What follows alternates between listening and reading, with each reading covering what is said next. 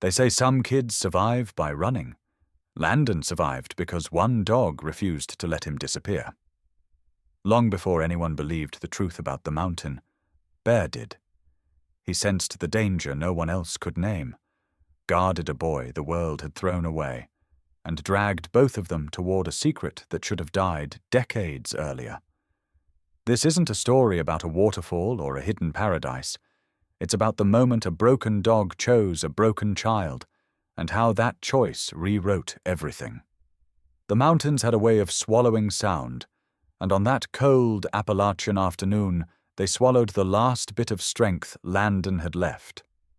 14, exhausted, and carrying nothing but a ripped backpack and the instinct to keep moving, he stumbled through the undergrowth as if the forest itself were pushing him back. His breath rattled in the air. He hadn't eaten since yesterday. His fingers burned from the cold. Each step felt borrowed, like he was borrowing time that wasn't his anymore. He had run for so long that he no longer remembered what it felt like not to run. The wind cut through his jacket. His knees buckled. He dropped to the ground, palms sinking into wet leaves. For a moment he let his eyes close. Maybe this was it. Maybe the forest had finally decided it was done giving him chances. Then came the bark. Sharp, urgent, too close. Landon jerked upright. A shape burst through the brush to his right. A dog. Skinny, mud-caked, ribs showing through a battered coat. One ear was torn nearly in half. His eyes burned bright in the fading light. Before Landon could react, the dog slammed into him, knocking him sideways. A metallic snap echoed. Landon heard it before he saw it. A steel jaw trap clamped shut exactly where his leg had been. He froze. The dog didn't. He positioned himself between Landon and the trap, growling low, as if daring the metal to try again. Landon stared. He had been alone for 2 years. No one had ever stepped between him and danger, not once. The dog held his ground. "You saved me," Landon whispered, barely trusting his own voice. The dog didn't look back. He didn't need thanks. He simply waited, steady and silent, as though he had been protecting Landon for years instead of seconds. Landon pushed himself up. The cold stung harder now that adrenaline was fading, but he forced himself to follow the dog, who had already begun walking away. Every few steps, he looked over his shoulder to make sure Landon was behind him. It felt strange, being led. The forest thickened as they climbed, but the dog moved confidently, threading through narrow paths Landon never would have noticed. When the sound reached him, he thought it was wind at first. But wind didn't pulse like that. A waterfall. The dog stopped at the edge of a cliffside pool, water glowing an impossible shade of green as the last daylight slipped through the moss overhead. Mist rose like breath from the earth. Behind the falling water, a shadowed opening waited, hidden unless you knew where to look. The dog glanced back, then slipped behind the curtain of water. Landon hesitated. Behind him was the world that had tried to smother him from the day he was born. Ahead was a stranger, a stray, a survivor just like him. He stepped forward. The cold spray hit his face as he ducked through the waterfall. On the other side, the sound softened into a steady hum. The space opened into a rocky hollow, barely wide enough for 2 people to lie down. Moss lined the walls. The air was warmer here, trapped against stone that held the memory of sunlight. The dog lay down, chest rising and falling in tired but controlled breaths, watching Landon without fear, without expectation, as if saying this is safe enough for now. Landon slid down the wall until he was seated beside him. His hands shook, but not from the cold anymore. He looked at the jagged ear, the scars across the dog's shoulder. Someone had abandoned him too, and yet here he was, throwing himself between danger and a kid he didn't know. "You're not just any dog," Landon whispered. "You're something else." The dog blinked slowly, An acknowledgement. A distant crack echoed through the trees outside, a branch breaking, heavy, intentional. The dog lifted his head, ears forward, body stiff. Not fear, alertness. Landon felt it too, the sense of being watched. But from where? The forest behind the waterfall was a shifting wall of mist and shadow. The dog moved closer to the entrance, muscles coiled. Landon's heart hammered. He had thought he was alone out here. He had relied on that. But the dog's stillness told him the truth. Someone else was in these woods. The dog didn't bark. Not this time. He only stared into the dark with the kind of focus that came from knowing danger more intimately than safety. Landon swallowed hard. "Looks like it's not just us," he murmured. The dog glanced back at him, then nudged his shoulder once. "Not fear, not panic, a signal. Stay ready." For the first time in his life, Landon didn't feel like prey. He felt like part of a team. He leaned back against the stone and breathed in the earthy scent of moss and water. The dog settled beside him again, but his eyes stayed fixed on the outside world, guarding a boy he had known for less than an hour, as if he had known him his whole life. Landon whispered the name that came to him without thinking. Bear. The dog's tail tapped the ground once. Outside, the forest shifted again. Something moved far beyond what Landon could see. But inside the hollow behind the emerald waterfall, where the air hummed soft and warm, the world finally gave him a place to breathe. For the first time in years, he wasn't entirely abandoned. He had Bear. And the mountain, for reasons he didn't yet understand, had chosen to hide them.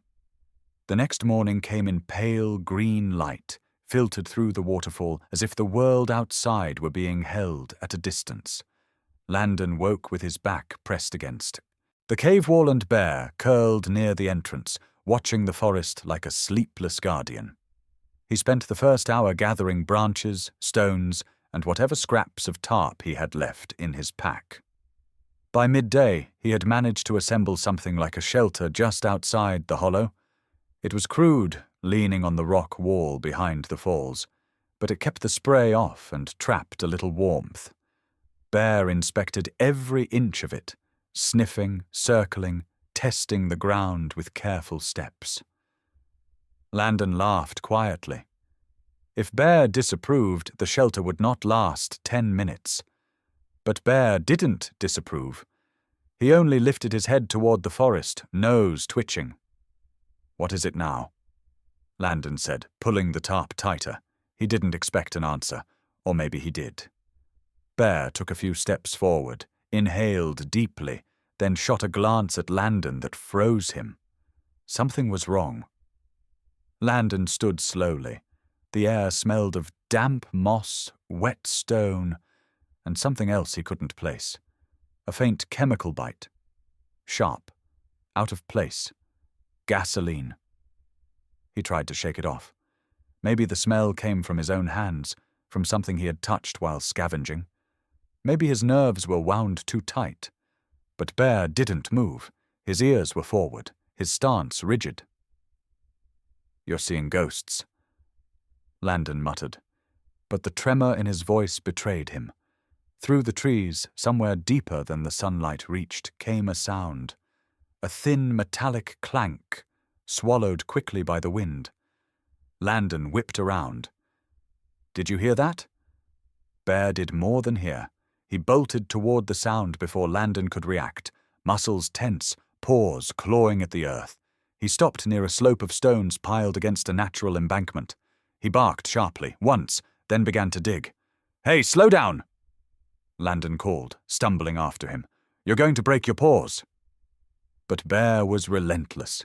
Dirt and moss flew behind him in fast bursts. Landon knelt beside him, grabbing his wrists to stop him, but Bear jerked free and gave a sound Landon had only heard once before. Not a growl, not a whine, something in between. A plea mixed with warning. Landon swallowed hard and began digging too. A minute later his fingers struck metal. Cold, smooth. edges rounded by time.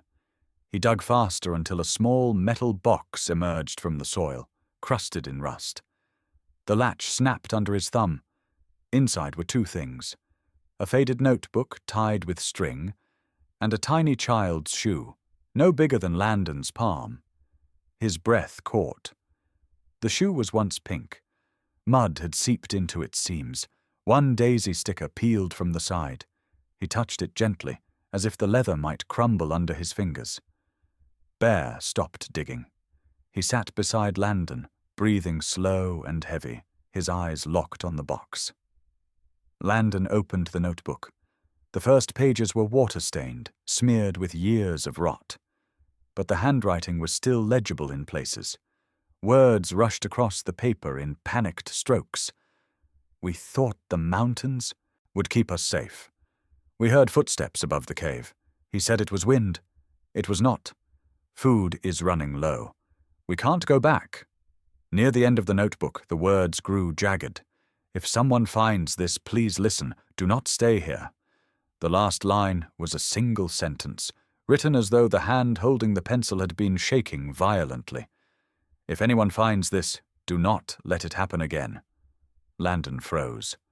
A chill crawled up the back of his neck, despite the warm mist drifting from the waterfall. Bear nudged the notebook, pushing it slightly toward him as if insisting he read it again. "No." Landon whispered. "No, that doesn't make sense. This place was abandoned. Nobody lives out here. Nobody even knows this path exists." But the smell returned. Faint, carried on a gust that swept through the trees. Gasoline. Not old. Fresh. Bear stepped in front of Landon, placing himself between the boy and the forest. Landon took a step back, holding the notebook to his chest. His pulse hammered against his ribs. He felt suddenly small, as though the mountain itself had shifted and was listening. A second metallic sound rang out. Clearer this time. Not wind. Not nature. Something made by hands. Landon dropped into a crouch by instinct. Bear stiffened but didn't bark. He only watched, waiting for whatever he sensed to reveal itself. Nothing moved. The forest stayed still, too still, as if every creature for miles had agreed to hold its breath. Landon almost convinced himself he imagined everything. Almost. Then he saw it. One boot print in the mud behind the rock pile. Not his. Too large, too deep, and fresh enough that water hadn't filled it in yet. He looked at Bear. Bear looked back, eyes dark and steady, telling him without words that the danger was real. It had always been real. Landon's voice cracked as he whispered, "Someone else was here." Bear turned his head toward the waterfall, urging Landon to move. Not panic. Strategy. Protection. They retreated behind the emerald curtain, the roar of the water muffling the world outside. Inside the hollow, Landon set the notebook down, the child's shoe resting on top of it like a silent witness. For a long moment he stared at the cave walls, feeling the weight of the mountains pressing in, not with comfort, but with warning. Bear lay beside him, eyes fixed on the entrance. "What are we supposed to do now?" Landon whispered. Bear didn't blink, didn't relax. He just kept watching, muscles ready. And in the low hum of the waterfall, Landon finally understood. Bear had not brought him here for shelter. He had brought him here because the mountain was trying to speak. Something had happened in these woods, something had been buried, and Bear had just dug up the first piece of a truth that didn't want to stay hidden. Bear moved before Landon finished reading the last line of the notebook. The dog's body stiffened, nose lifting toward the darker corner of the hollow, as if something unseen were calling him. Without hesitation, Bear slipped through the narrow gap between two slabs of rock at the back of the cave. "Bear," Landon whispered, startled. But Bear didn't look back. Landon grabbed the notebook and followed, squeezing into the gap. The stone scraped his shoulders as he pushed through. On the other side, The space widened into a tight passage hidden behind the waterfall's roar. Moisture dripped from the ceiling. The air grew colder the farther they went. Bear's paws clicked softly on the stone, steady and deliberate. He didn't sniff around randomly. He walked as if he had been down this path a dozen times in dreams only he remembered. "Where are you taking me?" Landon murmured. The passage sloped downward, winding through ancient rock shaped by water long gone. Then Bear stopped abruptly. He stared at a low wall of stones stacked in a way that was too precise to be natural. Someone had built this. Someone had wanted it closed. And Bear pawed the ground as if saying, "Open it." The stones were old but not collapsed. Whoever sealed this room had done it right. Landon hesitated, looking back toward the faint light of the waterfall behind them. It felt like stepping deeper into a story he wasn't ready to read. But Bear growled, low and certain. Not warning, urging. Landon set down his pack and pulled free a flat rock with stiff fingers. The first stone shifted. The second came loose easier.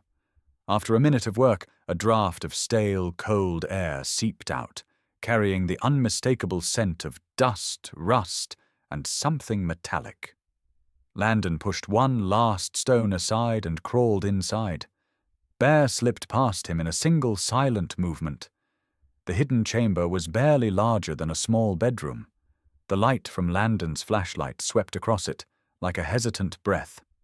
A folding cot leaned against the far wall, its fabric torn. A pile of canned food sat rusted through, labels melted into nothing. A chipped metal cup lay on its side next to a blanket stiff with age. But the part that made Landon's throat close was the smear of dark brown across the wall near the cot. The stain had dried decades ago, but the shape of the drag mark told a story he didn't want to imagine. He stepped forward slowly. The air felt heavier than the wet cave outside, as if the room remembered every cry, every footstep, every moment of fear. Bear walked the perimeter, sniffing carefully, pausing longest near the bloodstain. His fur bristled, his tail stayed low but steady, not tucked in fear, but angled in recognition, as if he had been searching for this place all along. Landon opened the notebook again. He flipped to a page he hadn't seen before, edges stuck together until his fingers pried them loose.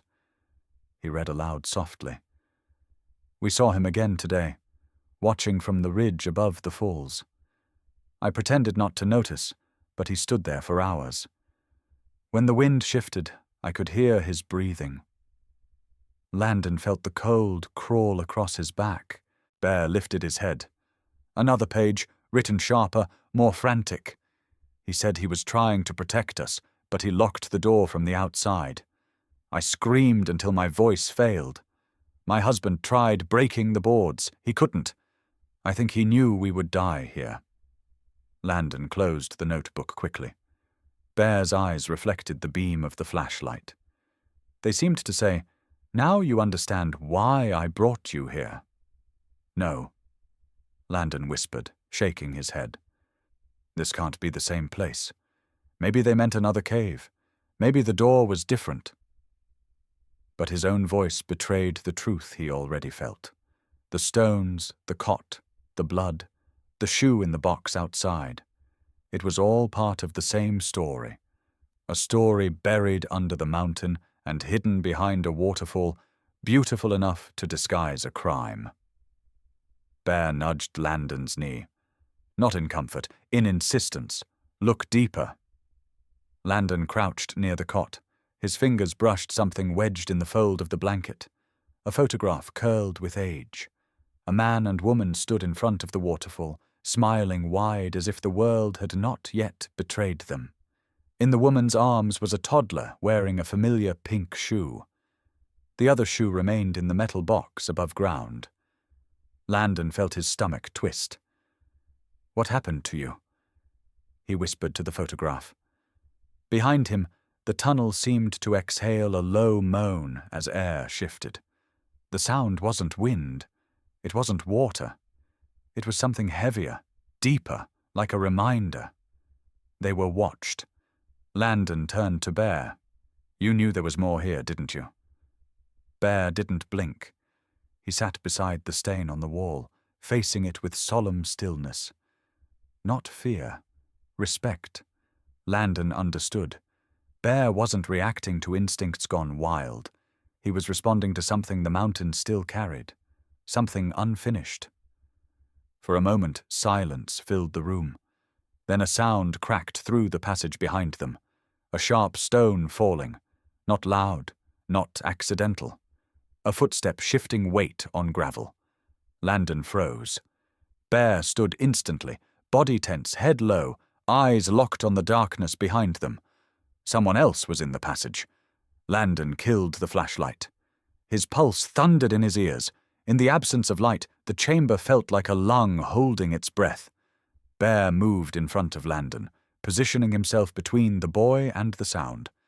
Outside the sealed chamber, the darkness hissed softly, as though something dragged lightly across stone. Then nothing. Not leaving. Waiting. Landon clutched Bear's fur, whispering so quietly he barely heard himself. "We shouldn't have opened this." But they had. The truth had been unearthed, and the mountain was no longer silent. The mountain had a way of holding memories, and now it held Landon's too. After discovering the hidden room, he and Bear spent the night behind the waterfall, neither of them sleeping. The roar of water muted the world, but it could not drown the weight inside his chest. Landon sat, with his knees pulled to his chest, watching Bear lie near the opening, alert even with his eyes half closed. The dog's breath was steady, but every few minutes his ears twitched, tracking sounds Landon couldn't hear. It reminded him how many times Bear had saved him long before this mountain. The past crept in like a slow, cold tide. He remembered the day his mother drove away. He was 6, standing barefoot on the porch of a house that never felt like home. She had said it would be quick, just a trip to the store. But the car never returned. What stayed behind was silence, then the shuffle of neighbors whispering, then the slow push of strangers who never bothered to look him in the eyes. By 8, he had learned which alleys were safe and which weren't. By 10, he had mastered the art of disappearing, and by 12, he had stopped speaking to people altogether. Then came Bear. Landon remembered the night he found him, or maybe the night Bear found him. A dumpster behind a grocery store, a man shouting, a rock flying through the air, and a dog who should have run, but instead pressed trembling ribs against a boy he didn't know. From then on, every nightmare had 2 survivors instead of 1. Landon blinked back to the present. The waterfall mist clung to his skin like cold sweat. Bear lifted his head and nudged him gently, sensing the shift in his breathing. "I wouldn't have made it without you," Landon whispered. Bear's tail thumped once, quiet but certain. The thought should have brought comfort, but the memory of the blood stain in the hidden room burned through his chest. The photograph, the child's shoe, the last words in the notebook. It all tied together in ways he didn't want to understand. Morning light seeped into the cave, soft and green. Landon stepped outside, brushing moss from his sleeves. The air tasted cleaner, but it carried an unease that crawled beneath the calm. Bear followed him, stretching stiff limbs before sniffing the breeze. He stiffened almost immediately. "What now?" Landon said, though fear already gripped the back of his throat. Bear didn't move, his body locked into that rigid posture Landon now knew by heart. Not curiosity, not mild concern. This was the stance he used for danger. Landon slowly looked up the slope beyond the pool. At first he thought it was a burned tree stump, but then it shifted. A human silhouette stood on the ridge, just above where the waterfall curved behind rock. The figure faced them directly. No movement, no wave, No attempt to hide. Watching. Landon's pulse hammered. "Do you see him?" he whispered, though he knew how foolish the question was. Bear's growl rolled from his chest, deep enough to vibrate through the ground. His fur rose along his spine. The figure didn't react to the growl. He simply stood there, outlined against the morning light like a threat carved from stone. Then, just as quickly, he stepped backward and vanished behind the ridge. Landon exhaled sharply, only now realizing he'd been holding his breath. He scanned the tree line, searching for movement, for anything to prove he had imagined it. But Bear was already circling, nose low, tracing the air. "He came from the same place that sound came from last night," Landon whispered. "The metal scraping. Someone was down there with us." Bear trotted to the base of the slope, barking once, sharp, as if telling Landon the chase was pointless. Whoever it was, they were gone for now, but not far. A gust of wind swept across the clearing, carrying with it a faint echo of gasoline again. Landon felt his stomach twist. He turned to the waterfall, to the hidden chamber behind it, to the notebook full of warnings and the revelations he wasn't ready to face. The woman in the journal had written about someone watching from the ridge, someone who breathed loudly in the wind, someone who locked the door from the outside. Landon stared at the ridge where the silhouette had disappeared. "Bear," he whispered. "What if he's the same person? The one from the journal?" Bear looked at him, eyes steady, as if saying the same truth. A cold realization settled inside Landon's chest. Whoever haunted this mountain had not died with the old stories. He was still here. He had seen them. And he had no intention of letting the past stay buried. Bear pressed against Landon's leg, steadying him. His warmth grounded the boy, anchoring him to something real. But the mountain had shifted. The calm had fractured. The nightmares Landon had outrun for years had found him again, standing on a ridge, watching in silence. Only this time he wasn't running alone. Bear lifted his head and growled again, the sound sharp, warning the world beyond the trees that whatever came next, they would face it together. The knock didn't sound like a knock. It sounded like a boot scraping against stone, heavy enough to shudder through the ground near the waterfall. Landon froze mid-step, a piece of firewood still in his hands. Bear's head snapped up first, his ears pricked forward, his body locked. Then Bear growled. Not the low warning he used for coyotes or distant thunder, but a full-bodied growl that came from deep inside his chest. Landon felt the sound hit him like a shove. Someone was coming. A moment later, a man emerged from the shadowed trail leading towards the ridge. Broad shoulders, forest green jacket, and a patch stitched to the chest that read, "Ranger Service." Snow dusted the man's boots, and when he lifted a hand, it wasn't threatening. It was casual, too casual for the tension in the air. "Afternoon," the man called. His voice carried a strange calm. "Didn't mean to startle you." Bear lunged forward, barking in a way Landon had never heard before. Fierce, immediate, protective. "Bear, hey!" Landon hissed, trying to grab the dog's collar, but Bear didn't retreat. He planted himself between Landon and the stranger, teeth bared. The man raised his brow. "Easy now. I'm not looking for trouble." He reached into his jacket slowly and lifted a laminated badge, letting it catch a sliver of sunlight. "Ranger Fletcher. We're checking old claims and shelters before winter hits. Dangerous time to be living out here." Landon's throat tightened. The badge looked real enough, the clothes, the gear. But something about the man's eyes made the air feel thinner. They didn't scan like a ranger's eyes, taking in terrain and fire risks. They scanned like someone assessing ownership. Bear barked again, louder, snapping at the air. "Your dog always this friendly?" Fletcher asked, though his voice carried no humor. "He's never acted like this toward anyone." Landon said. He didn't mean to say that much.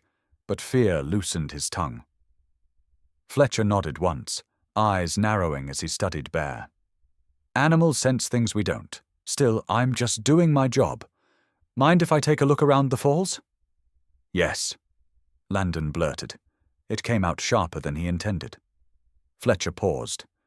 You sure you want to answer that fast?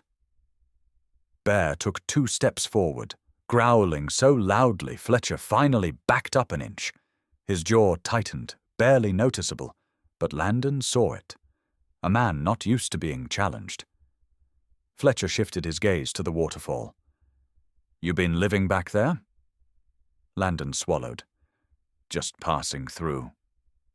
That so? Fletcher looked at the boy the way someone looks at a stray animal that's just settled too close to their yard. Bear snarled. Landon instinctively reached down, touching the dog's back, grounding himself in that steady warmth. Bear didn't soften. If anything, he pushed into Landon's leg, forming an unbreakable barrier between them and the stranger. Then Fletcher's eyes snapped to something on the ground. A photograph. Landon's stomach dropped. He must have knocked it loose while sorting through his pack earlier. The picture of the family found in the underground chamber. The waterfall behind them. The smiling couple. And the man. The husband. Fletcher bent down, brushing dirt from the corner of the photo. You find this up here? Landon said nothing. Fletcher looked at the photo for a long time, expression unreadable. Then he straightened slowly, gaze sliding from the image to the cliffs above them, to the hidden world behind the waterfall. Funny thing about these mountains, he said. People get attached. They think what's buried will stay buried. Bear's bark thundered through the clearing. It wasn't just aggression now, it was recognition. Landon's heart pounded, his hands shook. The journal's warning echoed in his head. If you ever see Thomas again, do not believe a word he says. Fletcher. Thomas Fletcher. Landon stepped back instinctively, every part of him screaming that the man standing in front of him was the same shadow the woman wrote about. The one watching from the ridge, the one who locked the door from the outside. Fletcher tucked the photograph into his pocket like he had every right to it. I'll be back around, he said, voice too calm. Got a few more places to check before nightfall. You two take care.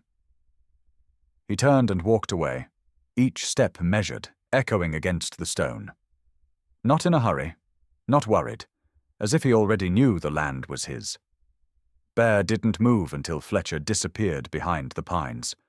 Only then did he let out a series of low growls, pacing tight circles, nose to the ground, tail rigid. Landon pressed a hand to his own chest, trying to steady the shaking. It's him, isn't it? Bear barked once, a hard, undeniable answer. Landon looked toward the waterfall, toward the hidden room, toward the ridge where the silhouette had stood. Everything snapped together like a trap around his mind. Fletcher hadn't been surprised to find them. He had been making sure they weren't finding too much. The mountain was no longer just holding old memories. It was waking up. And now Landon understood the fear in the journal, the blood on the wall, the family that vanished. Fletcher wasn't a ranger. He was the man the truth belonged to. And he had just watched Landon like he was next. Fletcher returned 3 times over the next week, never at the same hour, never with a clear reason. Sometimes he appeared at the tree line just long enough for Landon to spot the glint of his jacket patch before he vanished again. Other times he stepped into the clearing with a practiced smile, claiming he was monitoring seasonal hazards. But Bear never bought the act. Each visit made the dog's hackles rise higher, his growls got deeper, his stance sharper. Landon learned to trust that instinct. By the 4th sighting, even the waterfall's steady roar couldn't drown out the tension tightening Landon's spine. The emerald curtain of water, once a refuge, now felt like a thin veil shielding them from something watching, waiting. That afternoon, the wind shifted. A dry, unnatural heat crawled down the mountain. Bear lifted his head first, sniffed, then let out a sharp bark. Not panic. Warning. Landon froze. Then he smelled it too. Smoke. At first it was faint, drifting like a veil through the trees. Then the sky above the ridge thickened, turning a bruised orange. Embers floated like angry fireflies. A low rumble rolled beneath the canopy, the sound of something devouring the forest. Wildfire! Landon breathed. Bear barked, turning toward the far slope, urging him to move. Landon grabbed the buckets, the tarp, anything they had. They dashed to the stream, filling containers, hauling them back as the flames crept closer through the underbrush. The air grew hotter, thicker, biting the back of Landon's throat. But something wasn't right. The wildfire wasn't spreading in a line, it was circling, closing in from two sides, cutting off natural escape routes. Wildfires didn't behave like that unless they had help. Wind blasted a wave of sparks across the clearing. Landon sprinted up the rocks to get a better view. Bear stayed glued to his heels, ears pinned back. As the fire climbed the ridge, Landon caught movement through the smoke. A silhouette, broad shoulders, ranger jacket. Fletcher. He wasn't fighting the fire. He wasn't fleeing. He was watching. Landon's breath caught. Fletcher didn't look surprised by the flames. He looked satisfied, like someone inspecting a job he'd set in motion. Bear snarled, the loudest sound he'd made in days. Their eyes met Fletcher's across the burning slope. Fletcher stepped closer through the drifting smoke, hands on his hips as if the heat didn't touch him. "You should have left when I first came around," he called, voice unnervingly calm. "Should have kept moving like the others." Landon's skin crawled. "What others?" Fletcher smiled, a slow, sick, knowing thing. People who didn't understand that some places aren't meant to be found. This spot in particular should have been cleaned out years ago. Bear lunged with a bark so fierce it cut Fletcher's smirk clean off. A thunderous crack echoed above them. The fire had loosened the root system of a massive dead pine near the ridge. Landon barely had time to look up before the tree began to fall, flames racing along its trunk. He stumbled backward. Bear didn't hesitate. The dog slammed his body into Landon's legs, sending him rolling across the mossy ground just as the flaming trunk smashed down where Landon had stood. Heat roared over them. Sparks stung Landon's skin like needles. His ears rang from the impact. But Bear stood over him, chest heaving, fur singed at the edges. "Bear!" Landon gasped, crawling to the dog. "You saved me. Again!" Bear nudged him, urging him to move. The fire was closing in fast now, curling around the edges of the waterfall clearing. Landon scrambled to his feet. The smoke parted for a split second, giving him one last glimpse of Fletcher. He wasn't running. He was turning away, retreating into the haze like someone checking off a chore. Landon felt something cold slip down his spine. Fletcher hadn't stumbled onto their hideout. He hadn't been monitoring anything. He had been waiting for a moment like this. A fire big enough, wild enough, to erase a hidden chamber, a set of bones, a truth he'd buried decades ago. And them. Bear barked again, pushing Landon toward the waterfall. They couldn't outrun the fire on the open slope. Their only hope was behind the curtain of water, in the rock chamber they could seal. Landon grabbed Bear by the collar. "Inside, buddy. Now." They sprinted toward the waterfall as flames cracked through branches behind them. Sparks rained down like burning snow. The roar of the fire grew louder, overpowering even the falls. Just before they slipped behind the water, Landon looked back one more time. Fletcher stood, on the ridge, a dark shape against a burning skyline. He didn't yell. He didn't chase. He simply watched, expression carved from stone, as if the mountain itself was doing his work for him. As Landon and Bear dove through the rushing water into the cavern's safety, one truth locked into place with terrifying clarity. The fire wasn't an accident. Someone wanted the past to stay buried. And they were willing to burn the entire mountain to make sure no one ever uncovered it. The wildfire burned for 2 days before the winds finally shifted and the ridge stopped glowing like the inside of a furnace.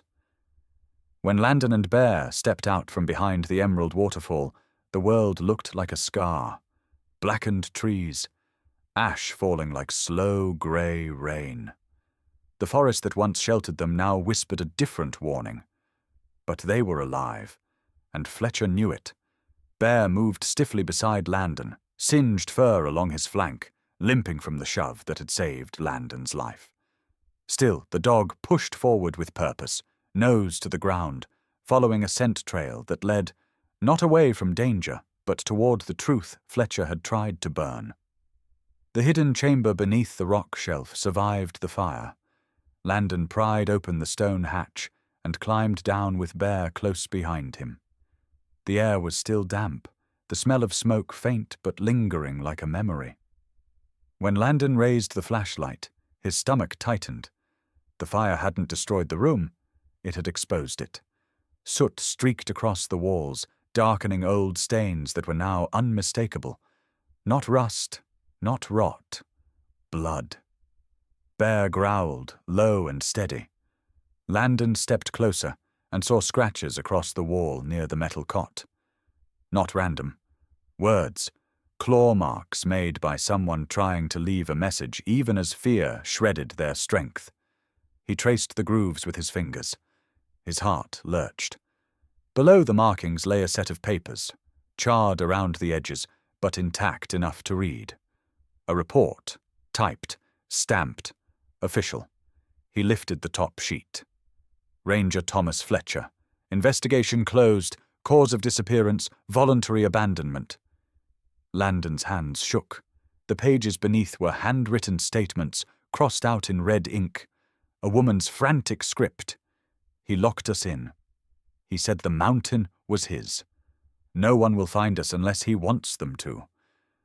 The last page held a photograph paper-clipped to the corner. The same couple from the old Polaroid. Their daughter, a girl no older than 6. Landon felt the air leave his chest. He saw himself in her face. Another child lost to the woods because no one listened. Bear stepped closer to him and nudged the papers as if urging him to look deeper. Landon swallowed hard and sorted through the rest of the pile. Under a stack of ruined radio batteries, he found something heavy. A metal rescue transmitter. Old, but functional enough if he could jury-rig the wiring Bear had unearthed days ago. He knelt beside it, hands trembling, but determined. If Fletcher wants these mountains to stay silent, he whispered, we won't let him. Bear pressed against his shoulder. Steady, solid. A reminder that even in the dark, he wasn't alone. Landon worked fast, reconnecting wires, scraping corrosion from the terminals, tapping life into something that hadn't been used in decades. When he hit the switch, the small panel flickered with a faint red glow. Signal activated. Barely 10 seconds passed before Bear stiffened, ears up, nose flaring. Footsteps above. Landon clicked off the transmitter and grabbed Bear's collar. The hatch scraped open. Fletcher's silhouette filled the entrance, framed by the grey light of burned forest. His jacket was torn from the fire, his face smeared with soot, but his eyes held the same cold stillness. You should have let the fire do its job, he said. Landon backed away slowly, one hand on Bear. You did all of this. You killed them. People wander into places they don't understand. Fletcher replied, voice smooth. Some stay. Some disappear. This mountain keeps its own order. Bear's growl vibrated through the room. Move aside, boy, Fletcher said. I don't want to hurt you, either of you. But this ends now. A twig snapped outside, then another. Fletcher froze. A voice boomed from the tree line. "Ranger Division, drop your weapon." Landon's breath caught. The signal.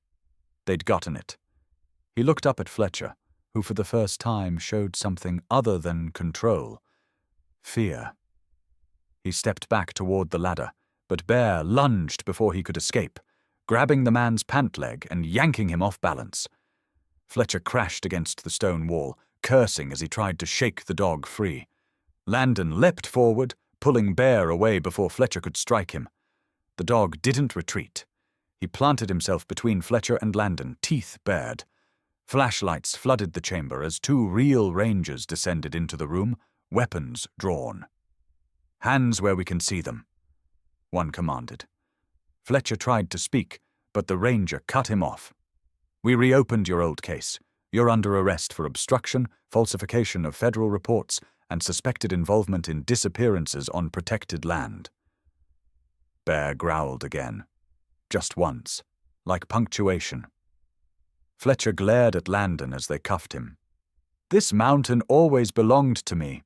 You don't know what you've gotten into." Landon held Bear's collar, steadying the tremble of adrenaline flooding his limbs.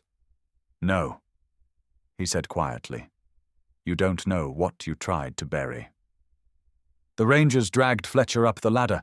His voice echoed off the walls in a fading snarl, swallowed by the wind outside. Silence settled into the chamber.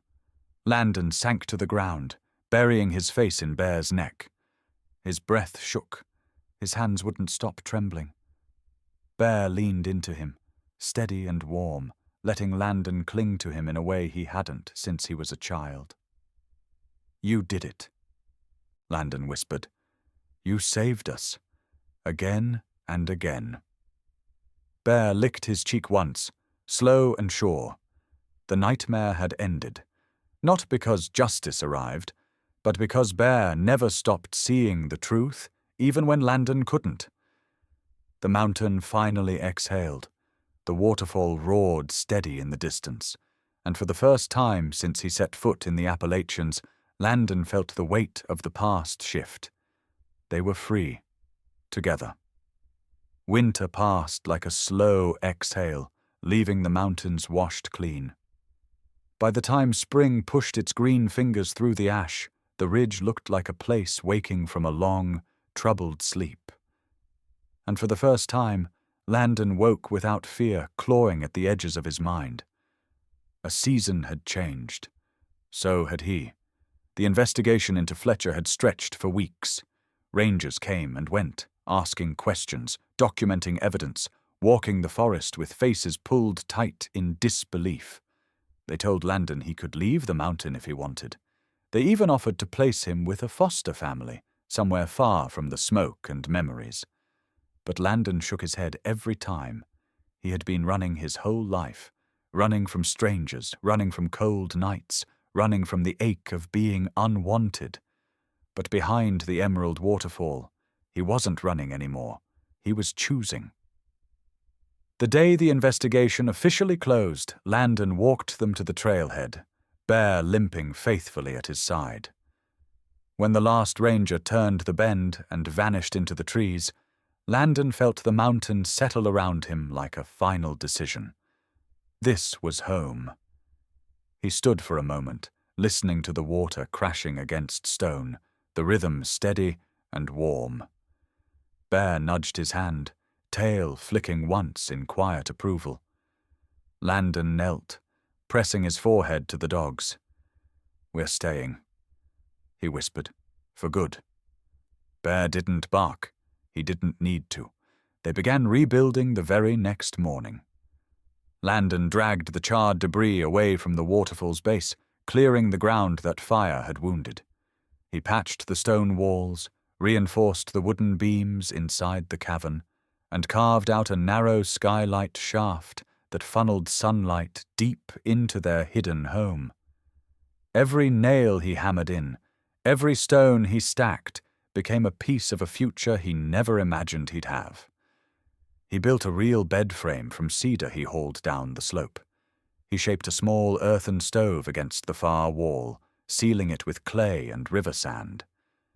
He lined shelves with jars for berries, dried herbs and seeds. Things meant not just for surviving, but for living.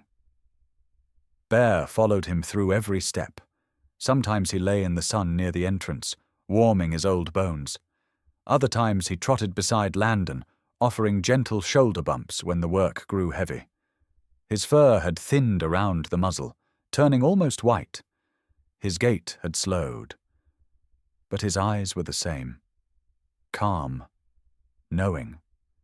As if he had spent years waiting for Landon to finally stop running.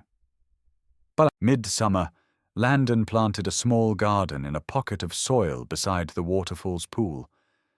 Beans, wild greens, a handful of potato sprouts he'd salvaged from the Forest Service supply boxes. The water mist fed them better than rain ever could.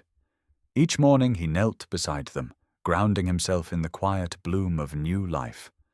Bear lay nearby, head resting on his paws, watching the ridge the way he always had.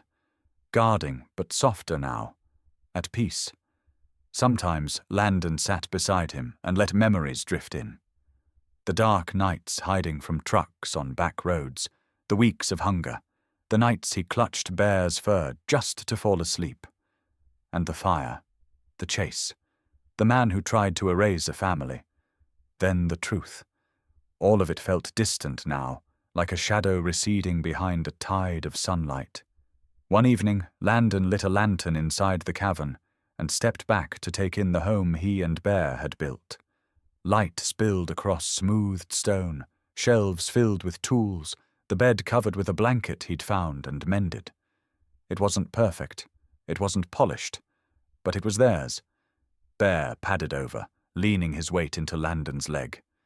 His breathing was slower these days, steadier, as if time itself had softened around him. "You gave me more than survival," Landon said quietly. "You gave me something to stay for." Bear looked up at him, eyes reflecting the lantern light like twin embers. He lifted his chin until Landon rested a hand on his head. They stood that way for a long moment, listening to the waterfall rumble like a heartbeat just beyond the stone wall. The mountain no longer felt haunted. Not by Fletcher, not by the family who came before, not even by Landon's past. It felt hopeful. Sometimes Landon noticed footprints near the trail. Travelers, hikers, kids with backpacks bigger than their confidence. Always heading somewhere, always searching. And he realized something important. People like him would keep coming. Lost kids, hurt kids, kids who needed a place untouched by the world's noise. One day maybe he would show someone else the refuge behind the emerald curtain. Maybe he would teach them how to build safety from ruin. But not yet. For now, peace belonged to him, and Bear alone. That night he stepped to the mouth of the waterfall and looked out over the darkened ridge. The stars shimmered above, fractured into 1,000 glints by the moving water. Bear settled beside him, letting his old body sink into the cool moss. "You did it," Landon whispered. "You brought us home." Bear let out a soft puff of breath. His eyes drifted closed, face relaxed, content. Landon leaned into him, feeling the slow, steady rhythm of the dog's heartbeat. The mountain breathed with them, the water whispered around them, and the life they were building, quiet, stubborn, beautiful, took root, one day at a time. For the first time in Landon's life, the future wasn't terrifying. It was growing. By the time a full year passed, the ridge no longer felt like a hideout. It felt like a place that had chosen Landon as much as he had chosen it. He was 17 now, taller, steadier, shoulders broader from hauling timber and stone, face sharper from days spent under the mountain sun. The boy who once slept in drainage tunnels had become someone he barely recognized. Someone whole. Behind the emerald waterfall, the world he and Bear built had taken shape in ways he never imagined. A narrow wooden bridge stretched across the pool, curving toward the stone house wedged neatly into the cliff wall. The house had windows now, cut by hand, fitted with glass traded from hikers who passed through. A garden grew in tidy rows beneath the mossy overhang, fed by the mist. Wild berries, potatoes, squash. Enough to survive, enough to offer more than survival. Paradise, some of the locals called it. To Landon, it was simply home. Bear walked slower these days. His muzzle had faded to a full white, his steps stiff, but his presence was unchanged. The dog was still the first to wake, the first to stand watch at the mouth of the cavern, the first to sense when something was off in the woods. Even in age, his instincts were as sharp as the day he saved Landon from the hunting trap. If anything, people respected him even more now. Word had spread through nearby towns about the mysterious teen who lived behind a waterfall with a dog who acted like a guardian spirit. Landon didn't know how the stories started. Maybe it was the rangers. Maybe it was someone who'd hiked farther than they meant to. Either way, strangers began leaving small gifts at the trailhead. A tin of jerky, a pack of tools, notes that said things like, "Keep going," or "For the dog who sees everything." Landon never replied, but he collected them quietly. Then one afternoon, the echo of young voices traveled up the switchbacks. Landon was splitting firewood when he heard them. Bear, napping on the warm stone, lifted his head, ears tilting forward. A moment later, the first brightly colored backpack appeared through the trees, then another, and another. A dozen high school students stepped into the clearing, their sneakers scraping the stone path. Behind them, a teacher tried to keep the group from crowding too close to the waterfall. One girl gasped, clutching her notebook. "This is real," she whispered. "He really lives here." Landon wiped the sweat from his forehead and stepped forward. Bear rose with effort, padding to Landon's side, positioning himself between the group and the cavern entrance. Not hostile, just protective. A boy near the front lifted his hand like he was in class. "Are you Landon Ward, the boy behind the waterfall?" Landon almost laughed. He wasn't used to being addressed like a legend. "I guess so," he said. "Depends who you ask." The teacher cleared his throat. "We're doing a local history project. The rangers told us you survived a wildfire on your own. Some folks said you rebuilt this entire place. We were hoping you'd let the students interview you." Before Landon could answer, a girl stepped forward, small, with freckles and eyes that flicked nervously to Bear. "I heard about your dog. They said he saved your life, more than once." Landon looked down at Bear. The dog met his gaze, soft and tired, but sharp underneath. "That's true," Landon said. "Everything good that happened up here started with him."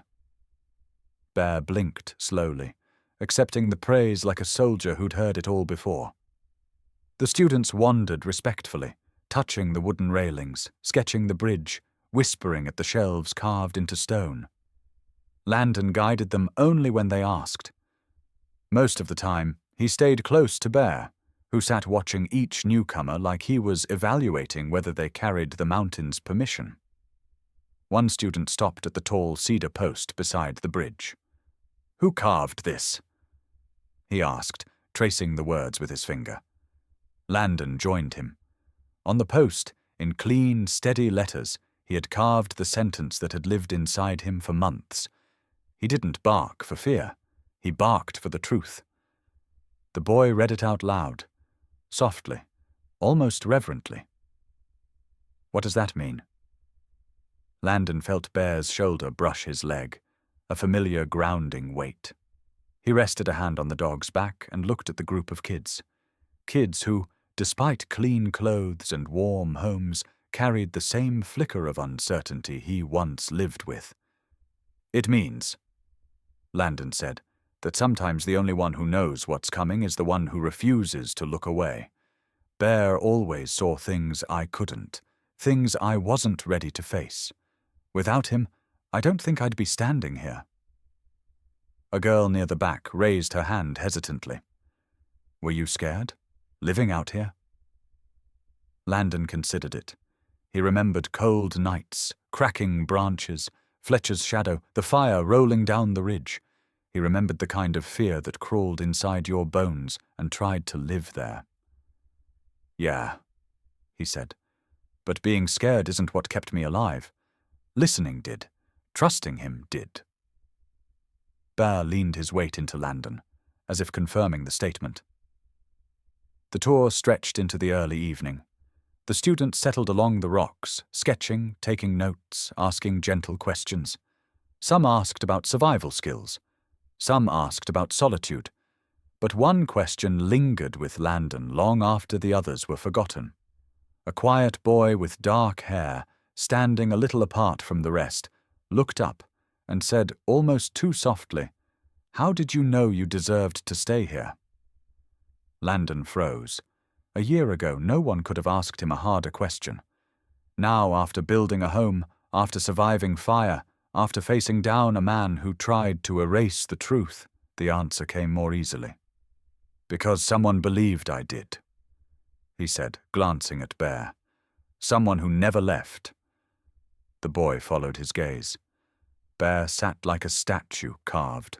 From loyalty itself, silver fur glowing in the fading light. When the students finally gathered their bags and began the descent, Landon walked them to the trailhead. One kid paused to give Bear a gentle scratch behind the ear. Bear tolerated it, then leaned in, surprising everyone. "He likes you," Landon said. "That's rare." The kid smiled, cheeks flushed with pride. When the last of them disappeared below the ridge, the forest fell quiet again. The waterfall roared, the air cooled, and Landon felt something settle inside him, warm and certain. They had left with stories, but they'd also left something behind. Hope. Landon turned back to the cavern. Bear followed, limping but steady. At the cedar post, Landon paused, brushing his fingers over the carved words. "You changed lives today," he murmured.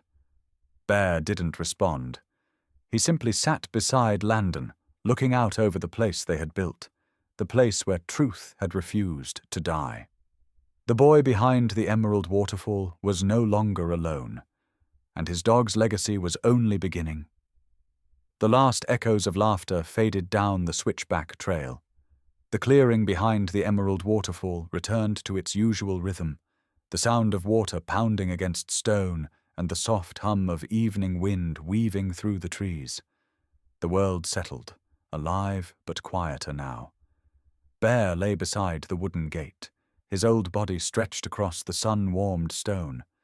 His breathing was slow, steady, the kind that carried both age and peace. Even with his muzzle white and his joints stiff, he held his post with the same quiet authority he had the night he saved Landon from the hunting trap. Watching, listening, guarding. Some things never changed. Landon stepped out onto the bridge, hands tucked into his pockets. The sky above the ridge burned gold fading into blue, the kind of twilight that made the mountains look endless. He glanced at Bear and smiled, the kind of smile that carried an entire childhood's worth of gratitude. "You still think someone's coming?" Landon murmured. Bear didn't lift his head, but his ear twitched, catching a sound only he could hear. Landon chuckled softly. "Yeah, I guess we both do." As he turned toward the stone house, something caught his eye near the garden. A small camera sat propped against a rock, its red light blinking. One of the students must have left it behind. He picked it up, brushed off the dirt, and saw the screen still recording. For a moment, he considered turning it off. He wasn't used to having his face on a screen. He had spent most of his life trying not to be seen at all. But something about the quiet hum of the waterfall behind him, the peaceful rise and fall of Bear's breath, the lingering warmth of the kid's hopeful questions made him stop. Maybe it was time to speak. He angled the camera toward himself, then shifted so Bear's silhouette rested in the frame behind him. "My name is Landon," he began, voice steady but low. Few years ago, I thought the world didn't have a place for me. I thought disappearing would be easier than trying to be seen." He looked over his shoulder at Bear, and then he showed up, a dog with torn ears and more scars than I could count. But he saw things I didn't, things I couldn't face yet. Landon stepped closer to the camera. His eyes softened. "If you've ever had a dog that pulled you out of darkness, even when you didn't understand why, you already know what this story is about." Bear shifted, lifting his head enough for his eyes to meet Landon's. The connection, even after all these years, felt like a bridge built out of survival, mistakes, forgiveness, and something deeper than words. "This isn't just my story," Landon said. "This is yours. Anyone who's ever been saved by a loyal dog, even once, carries a piece of this mountain with them." He hesitated, then let the truth fall the way Bear always demanded it. Honest, simple, undeniable. He didn't bark for fear, he barked for the truth. And sometimes the truth is that you matter more than you think. A breeze stirred behind him, rustling the cedar post with the carved inscription. The waterfall glimmered in the dwindling light, turning emerald again just for a heartbeat.